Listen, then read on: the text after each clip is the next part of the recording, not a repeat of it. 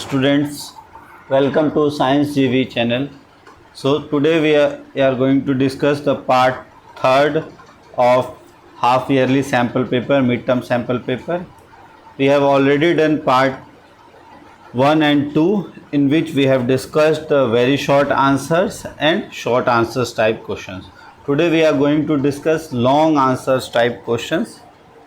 So let's start the video. So in this section C, first question is define absolute refractive index of medium. So refractive index of medium, absolute refractive index of medium. So it is the ratio of velocity of light in vacuum to the velocity of light in medium.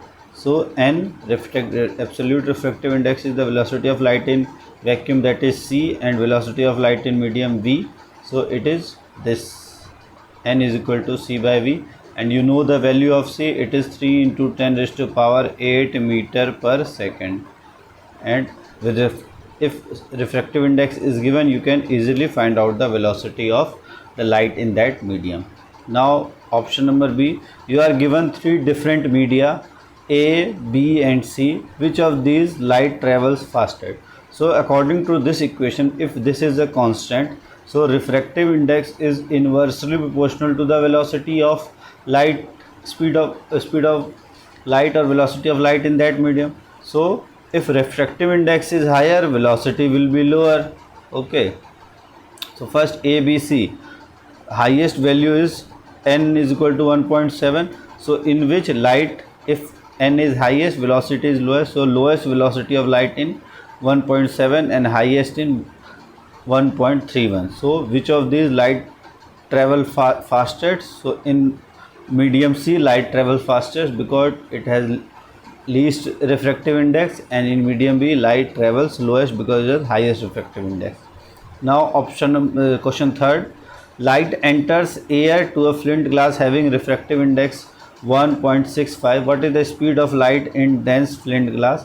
The speed of the vacuum is 3 points. So according to this equation, you have n is given, so n is 1.65, speed of light is this, and you have to find out v. So v is c upon 1.65. you know the value of c is 3 into 10 raised to power 8 and 1.65. so it will come nearly, you can solve it, and it will come nearly about 2 or approximately 1.8 something, 1.8 into 10 raised to power 8 meter per second. Okay, now there is an option in this questions. Now the question is spherical mirror produces a magnification m is equal to -1 on a screen placed distance of 50 centimeter from the mirror. So here magnification is negative. Negative means the image is inverted. So it is inverted, and real image is always inverted. Okay, from magnification you can know that it is real and inverted. And if minus and one value shows that height of object and height of image is equal, it means in mirror the formula is v upon u minus, okay, v by u and minus. For lens it is v by u, for mirror it is minus v by u. M for mirror and m for minus, you can learn from this mnemonic. So now v and u, here u is given because on a screen, now distance of image from the object, what is the focal length and type the mirror. Now the distance of 50 centimeter from the mirror. A spherical mirror produces an image of magnification on a screen placed at the distance of 50 centimeter from the mirror. So now v is the image formed at 50 centimeter from the mirror, so v is here 50 centimeter, and if image is real or inverted, so it always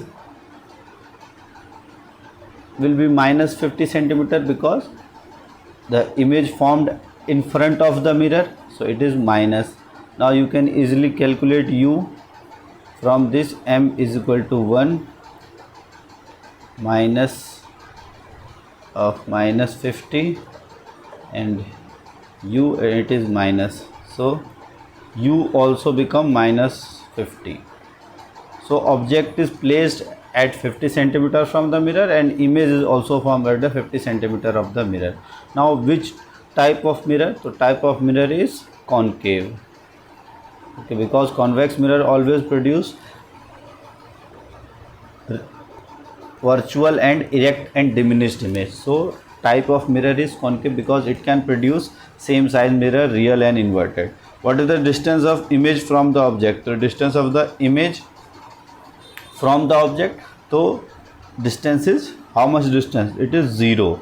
Why? Because the image and object placed at same distance 50 centimeter from the mirror. Now what is the focal length of the mirror? Focal length of the mirror, so you can easily find out 1 by f is equal to 1 by v plus 1 by u. In mirror it is this and in lens it is minus. So 1 by v, 1 by minus 50 and plus 1 by minus 50. So 50 this and this is minus 1 and minus 1. Okay, minus 2 by 50 or minus 25 centimeter. Okay, so focal length will be minus 25 centimeter. Clear हो गया इतना आपको? चलो next question देखते हैं. The far point of myopic person is 80 centimetre in front of the eye. तो myopic person का मतलब क्या है कि उसको पास का दिखाई नहीं देता या और दूर, पास का दिखाई देता है और दूर का दिखाई नहीं देता. डिस्टेंस ऑब्जेक्ट इजीली वो नहीं उसको विजिबल है.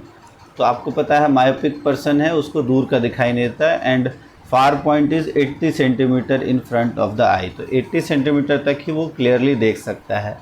What is the nature and power of the lens required to correct the problem. अब करेक्ट करने के लिए आपको पता है जब भी डिस्टेंट ऑब्जेक्ट देखना है तो हम कैसे लेंस का इस्तेमाल करते हैं? कॉनकेव लेंस का. जब भी पास की चीज़ें देखनी हो तो कॉन्वेक्स लेंस का, दूर की चीज़ें देखनी हो तो कॉनकेव लेंस का.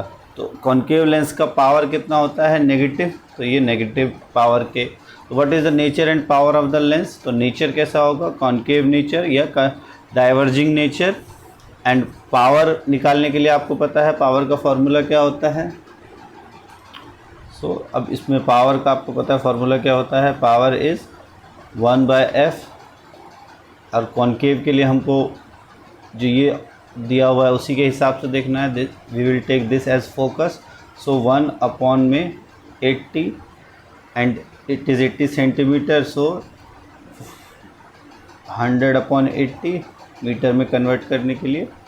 ओके, तो जब आप इसको निकालोगे तो ये तो हो गया दिस, ये हो जाएगा 1.8 1 जा 8 2, तो 8 2 जा 1.25. लेकिन अब आपको पता है कॉनकेव लेंस है तो इसका पावर कितना होता है? नेगेटिव. So minus 1.25 dioptre. ये आप निकाल सकते हो इसका answer. Okay, now Ritu needs a lens of power -2 dioptre. -2 dioptre है तो वो भी क्या है? कॉनकेव लेंस होगा. और what kind of defect in vision is she suffering from? तो डिफेक्ट ऑफ विजन वही है मायोपिक. तो she is suffering from myopic. Now what are the possible cause of this effect? Cause क्या होते हैं इस इफेक्ट के? सो पॉसिबल कॉज क्या है इस डिफेक्ट के? जो आपका आई बॉल है वो वाइडन अप हो जाना, उसका जो फोकल लेंथ है वो कम हो जाता है. जो आई बॉल है वो आपका ये और ज़्यादा कन्वर्ज हो जाती है, कन्वर्जिंग नेचर की बन जाती है. And eye ball grows too long from front to back and that's why the depth of the eye ball becomes too much and it lengthened from front to back when compared to eyeball. It is too long as compared to focusing power of the lens. So जो eyeball का क्या है? Shorten हो जाना. ये short हो जाते हैं ना, इसका फोकल लेंथ कम हो जाना. और जब हाइपरमेट्रोपिया होता है तो ये लेंस काफ़ी पतला हो जाता है और इसका फोकल लेंथ काफ़ी दूर हो जाता है. तो ये ध्यान रखना, मायोपिया में फोकल लेंथ कम होने के कारण जो फार पॉइंट है उसको ईजिली नहीं देख पाता है. तो दैट्स वाई पॉसिबल डिफेक्ट इसका क्या होता है कि depth of the eye ball becomes much and the eye lens become widen. Okay, now what is the nature of corrective lens और पॉसिबल कॉज क्यों हो सकता है ये? अगर आप ज़्यादा इंडोर रहो, ज़्यादा देर मोबाइल चलाओ, अगर ज़्यादा पास की चीज़ें जब देखते रहोगे तो आपका आई का जो लेंस है वो पास की चीज़ों पे फोकस करने लगेगा और आपको दूर की चीज़ें देखने में प्रॉब्लम होने लगती है। तो ये भी आप कॉजेज़ में लिख सकते हो। अब what is the nature of corrective lens, nature कैसा हो करेक्टिव लेंस का? तो कॉनकेव लेंस, और कॉनकेव लेंस कैसा होता है? It is diverging. तो डाइवर्जिंग नेचर एंड डाइवर्जिंग और कॉनकेव, ये आप बता दोगे इसका आंसर में। ओके, अब right one example each with chemical equation for decomposition reaction taking in presence of heat, light और इलेक्ट्रिसिटी। आपको डिकम्पोजिशन रिएक्शन तीनों का बताना है। तो हीट के लिए तो आपको पता है, जैसे अगर आप फेरस सल्फेट को हीट करते हो तो वो डिकम्पोज हो जाता है। फेरस सल्फेट को जब आप हीट करते हो तो वो ferric oxide plus sulphur dioxide और सल्फ़र ट्राइऑक्साइड में चेंज हो जाता है। ये आपका डिकम्पोजिशन रिएक्शन। सेकंड है अगर लाइट के प्रेजेंस में, तो आपको लाइट के प्रेजेंस में पता है AgCl को अगर हम लाइट मीन्स Hnu के प्रेजेंस में रहे तो ये Ag और Cl2 अलग अलग हो जाता है, 2Ag 2Ag। ये है आपका हीट के प्रेजेंस में डिकम्पोजिशन, जिसे हम थर्मल डिकम्पोजिशन कहते हैं। This is presence in light, तो जिसे हम फोटो डिकम्पोजिशन भी कहा जाता है। ठीक है, और थर्ड है आपका इलेक्ट्रिसिटी। तो इलेक्ट्रिसिटी के लिए जब हम वाटर का इलेक्ट्रोलिसिस करते हैं, ठीक है, इलेक्ट्रिसिटी के फॉर्म में, तब ये H2 + O2 में कन्वर्ट हो जाता है। ये 2H2 है, यहाँ आपका 2 आ जाएगा। तो वाटर का स्प्लिटिंग होना, it is in electricity. Okay, तो तीनों आप ध्यान से याद कर लेना। अगला, which of the following statement is correct and why? Also mention the chemical. Copper displaces silver from silver nitrate और silver displaces copper from copper sulphate solution. तो अब इस क्वेश्चन को अगर आप ध्यान से देखो तो copper displaces silver from silver nitrate और silver displaces copper from copper sulphate. तो कॉपर और सिल्वर में आपको पता है Ag और कॉपर में रिएक्टिविटी किसकी ज़्यादा होती है? कॉपर की। तो ऑब्वियस है कि कॉपर जो है वो सिल्वर नाइट्रेट के सॉल्यूशन से उसको डिस्प्लेस कर देगा।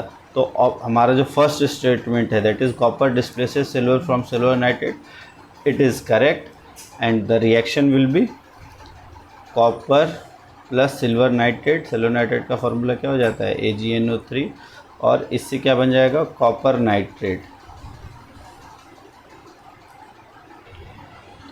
कॉपर नाइट्रेट और ये फिर सिल्वर यहाँ आ जाएगा। और ये कॉपर नाइट्रेट में आपको पता है फॉर्मूला क्या हो जाएगा? CuNO3 ट्वाइस, क्योंकि नाइट्रेट के ऊपर माइनस होता है और Cu के ऊपर +2, तो it will form copper nitrate. अब इसको अगर बैलेंस करो, ये Ag, यहाँ Ag, यहाँ आप 2 लगा दो और यहाँ भी 2 लगा दो, तो इस तरह से ये बैलेंस हो जाएगा। ओके, तो ये हो गया आपका question. Now question number 28, state the reason for the following statement. Tap water conduct electricity whereas distilled water not. Tap water आपका इलेक्ट्रिसिटी कंडक्ट कर सकता है, distilled water not, because tap water has minerals and electricity only conducts with free ions. So tap water contains minerals or it contains ions, free ions. So it has free ions, that's why it can easily conduct electricity. Distilled water does not have free ions to move, that's why it cannot conduct electricity. Second B question is dry hydrogen chloride gas does not turn blue litmus red, whereas dilute HCl does. तो dry hydrogen chloride क्यों नहीं कर पाता blue litmus को? Because dry hydrogen chloride में वो ionic forms में नहीं होते और जो आपका पेपर है पीएच पेपर के साथ या ब्लू लिटमस के साथ वो रिएक्ट नहीं कर पाता। लेकिन जब मॉइस्ट हो जाता है तब वो आयंस में कन्वर्ट हो जाते हैं, H3O+ आयंस दे देता है और इस वजह से वो एसिडिक प्रॉपर्टी शो करता है और ब्लू को रेड में कन्वर्ट कर देता है। सी है during summer season a milkman usually add a small amount of baking soda to fresh milk. Why? आपको पता है बेकिंग सोडा जिसका फॉर्मूला होता है NaHCO3, it's act as a mild base, it is a mild base. और summer के time पे आपका दूध ख़राब ना हो, क्योंकि दूध के अंदर आपका लैक्टोज शुगर होता है और वो ख़राब होकर लैक्टिक एसिड में ना कन्वर्ट हो जाए माइक्रो ऑर्गेनिजम्स के थ्रू, तो उससे बचाने के लिए उसमें बेकिंग सोडा या NaHCO3 डाला जाता है, which acts as mild base and it neutralises the reaction. और न्यूट्रलाइज होने से दूध ज़्यादा समय तक ख़राब नहीं होता। Shelf life of milk is enhanced. Now ammonia is a base although it does not contain hydroxyl group। तो अमोनिया एक बेस होता है बट इसमें हाइड्रोक्सिल ग्रुप नहीं होता। तो आपको पता है अमोनिया में फ्री इलेक्ट्रॉन्स होते हैं और इस फ्री इलेक्ट्रॉन्स की वजह से ही ये एक बेस की तरह बिहेव करता है। It can accept H+ ion, ठीक है। तो base is anything that can accept H+ ions और can give OH- ions. So it can easily accept H+ ions and it has free electrons, that's why it acts as a base. Now farmer treats soil with quicklime। quicklime का formula क्या होता है? CaO। और soil जब acidic, और quicklime को अगर water के साथ ट्रीट कराते हैं, CaO जब वाटर के साथ ट्रीट करता है तब बनाता है CaOH2 that is calcium hydroxide, जिसको हम स्लेट लाइम कहते हैं। और ये किस नेचर का होता है? ये बेसिक नेचर का। और अगर सॉइल एसिडिक हो गया तो उसमें जब आप CaO मिलाते हो और पानी जब मिलाएंगे उसके बाद, तो CaOH2 अपने आप बनेगा और वो बेसिसिटी बना देगा, जिससे हमारा जो सॉइल है उसकी एसिडिटी ख़त्म हो जाती है। और क्योंकि प्लांट को ग्रो करने के लिए स्लाइटली बेसिक pH की ज़रूरत होती है, that's why farmer treats the soil with quicklime. Okay, now और the metal salt is blue in colour. ये मेटल सॉल्ट ब्लू कलर में है। When salt A is heated strongly over a burner, then a substance B present in it eliminated and a white powder C is left behind. When a few drops of liquid D is added to the powder C, it becomes blue again. आपको A B C D बताना है क्या होगा। तो ये metal salt blue कौन सा है आपको पता है? कॉपर सल्फेट ब्लू कलर का होता है, कॉपर सल्फेट डॉट 5H2O। जब ये इस फॉर्म में है तो ये किस कलर का होता है? ब्लू कलर का।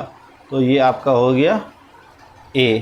ओके, और जब आप इसको हीट करते हो, then the substance B present in it's eliminated and a white powder C is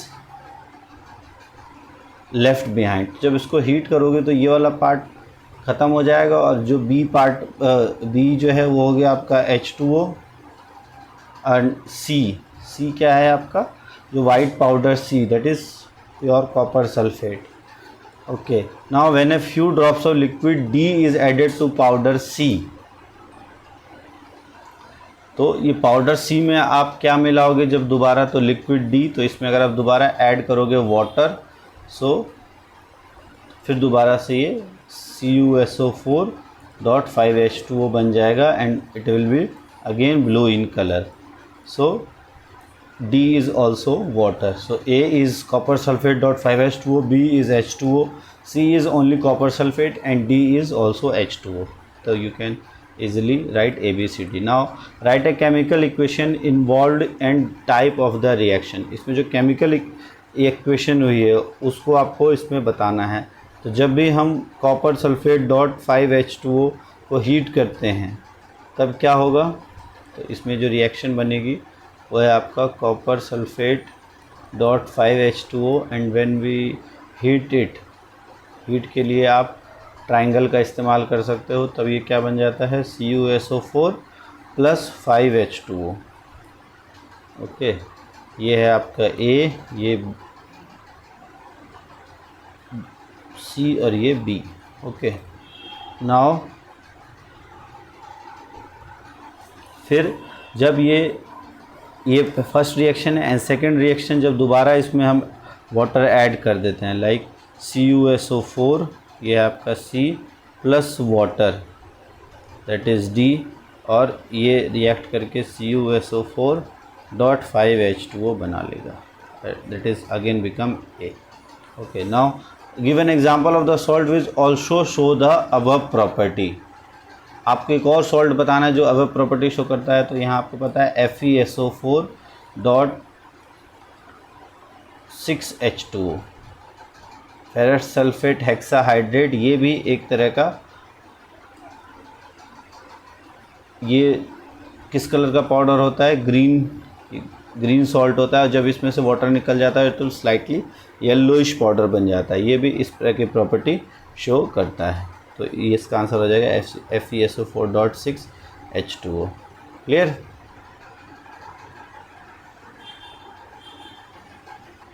now next question, label the diagram given below and write the role of part B. So ये आपका human excretory system का part है, जिसमें जो ए है ये होता है आपका किडनी, एयर्स ऑफ किडनी होता है। बी ये किडनी से फिल्टर आउट होके जा रहा है, तो इसको हम कहते हैं ureter. This is called ureter. And C is called bladder, urinary bladder, in which urine is stored. So urinary bladder. And D is urethra, from which the urine is excreted out, so it is urethra. Now these are four. Now you have to write the role of part B, that is ureter.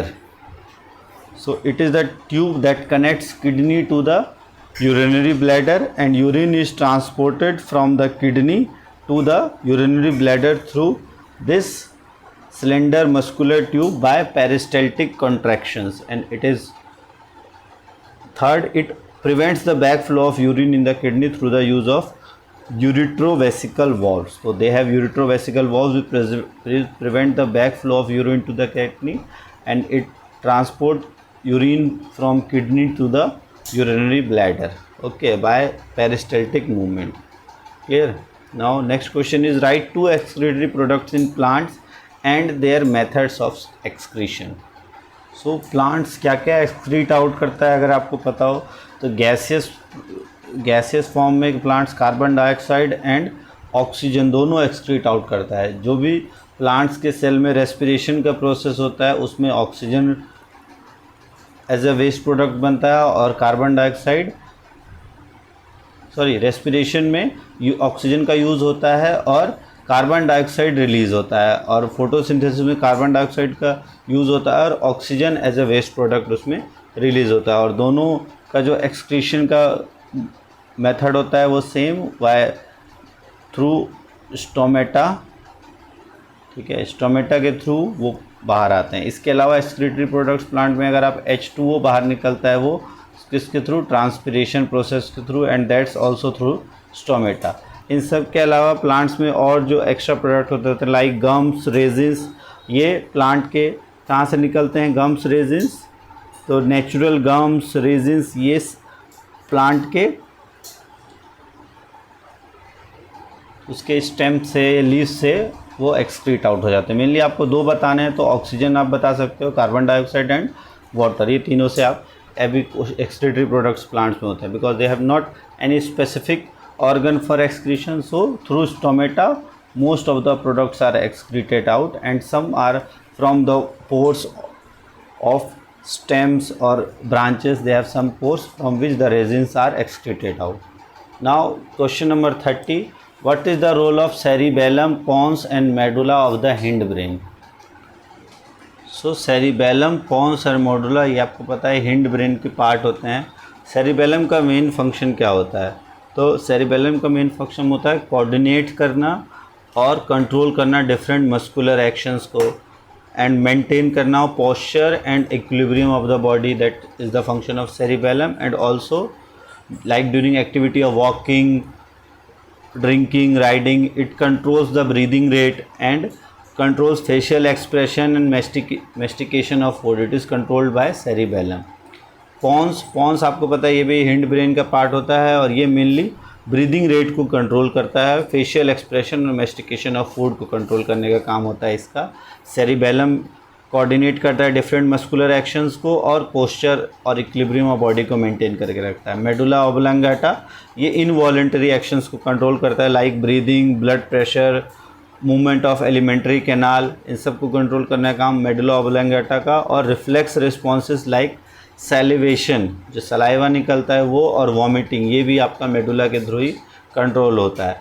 तो इसको आप अच्छे से अगर जानना चाहते हो तो जो कंट्रोल एंड कोऑर्डिनेशन का चैप्टर है जिसमें ब्रेन के डिफरेंट पार्ट्स को बहुत अच्छे से समझाया गया है, उसको आप देख सकते हो प्लेलिस्ट में जाके, कंट्रोल एंड कोऑर्डिनेशन चैप्टर, और नहीं तो डिस्क्रिप्शन बॉक्स में भी इसकी लिंक दे दी जाएगी, वहाँ से भी आप देख सकते हो। नेक्स्ट है what is the role of peripheral nervous system in our body.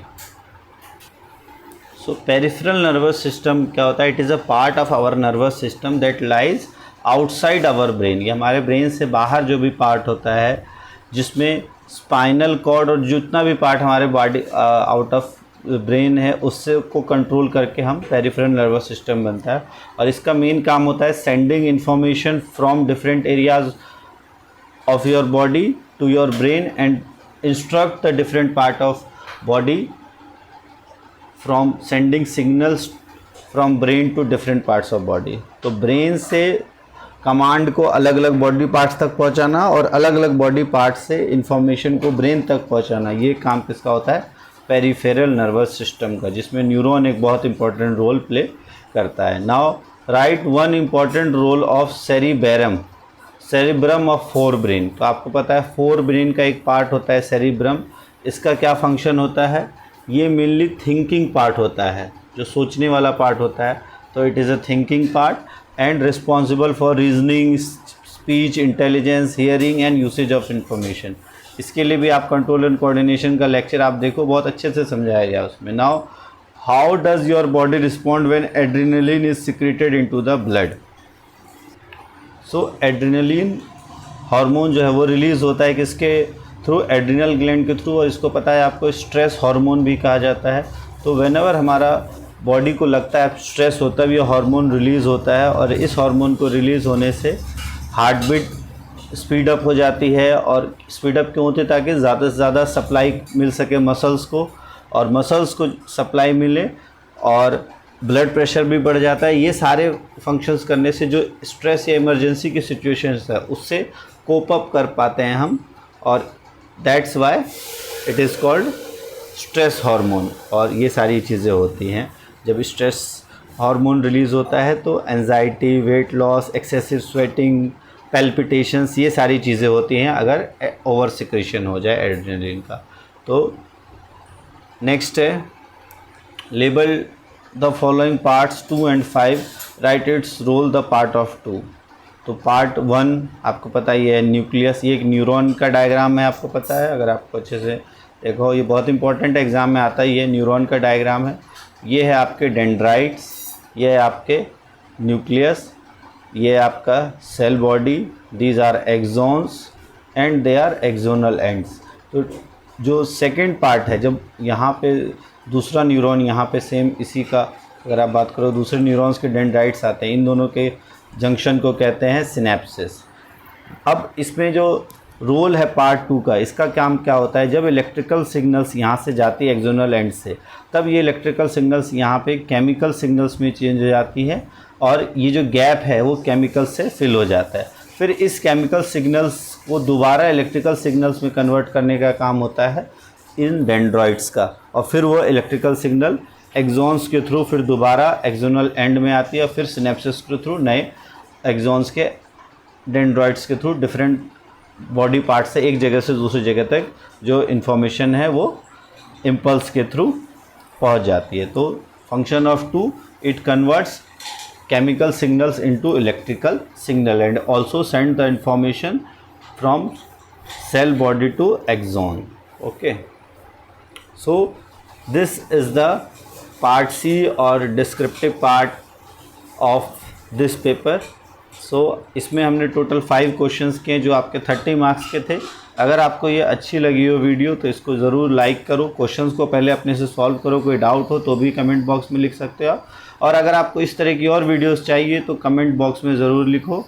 और इस वीडियो की PDF आपको इस टेलीग्राम चैनल पर, साइंस जीवी टेलीग्राम चैनल है जिसका लिंक इसमें नीचे दे दिया जाएगा, वहाँ पर आपको मिल जाएगा। तो thanks for watching and do like, subscribe and share this channel. Thanks. और